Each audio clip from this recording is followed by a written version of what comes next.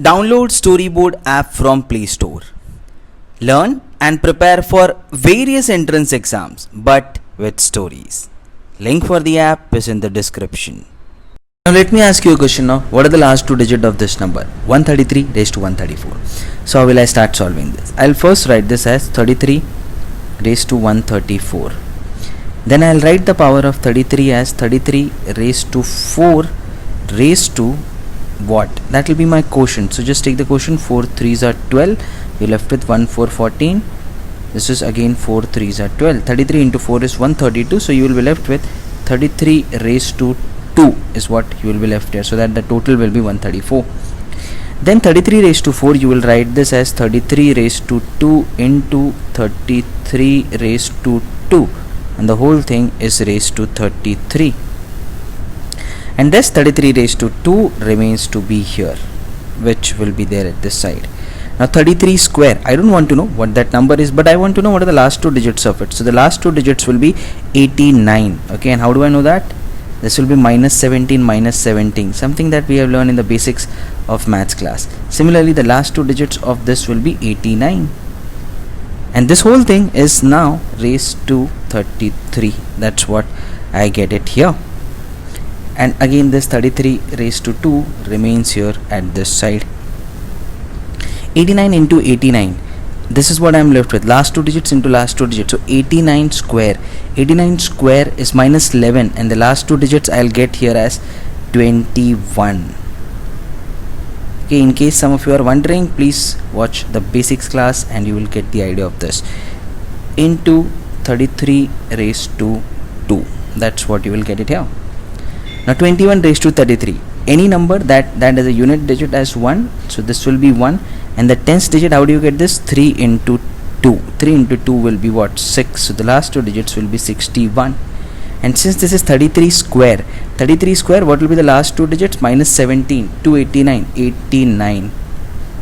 Now all that you are left with 89 into 61, and what is 89 into 61? Just multiply this, 5429. So the last two digits of this number are 29. That's it. I reached to my answer. So what is actually the concept that we are using it here? We are using the same concept. No matter how big the number is, if the last two digits are, if the unit digit is 1, okay, and this digit is x, no matter what that number is, if this number is raised to any power, say the power is 502, it could be any power.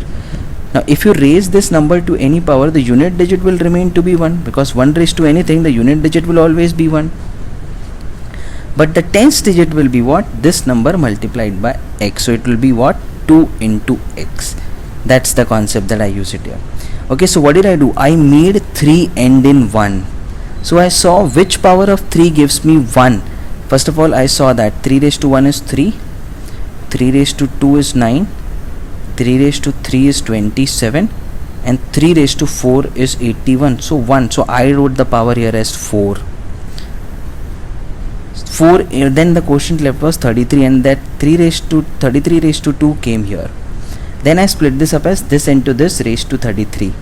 Why? Because then I'll be getting eventually this 1. This 1 is all that I was working for. That's why I wrote the power as 4. And eventually I got my answer. So this was 1, this was 1, this was 3 into 2, 61. This was the concept that I used it here.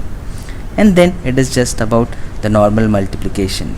In case you are wondering how did I do this, I didn't write the full number 33 square. I just used the concept of base method to solve squares. Again here I use the concept of base method to solve square, because all I need are the last two digits. So 89 into 89, and then I get the last two digits of this as well. So I'm not writing the full number here, I'm just writing the last two into last two. Because if you are to multiply any number 121 into 121, and you need to get the last two digit of this number, just multiply last two into last two to get the last two of this, and that's what is the basic concept that I am using it here to solve the problem. So I get the last two of this, and I get the last two of this as well, and I multiply last two into last two to get the last two of this number.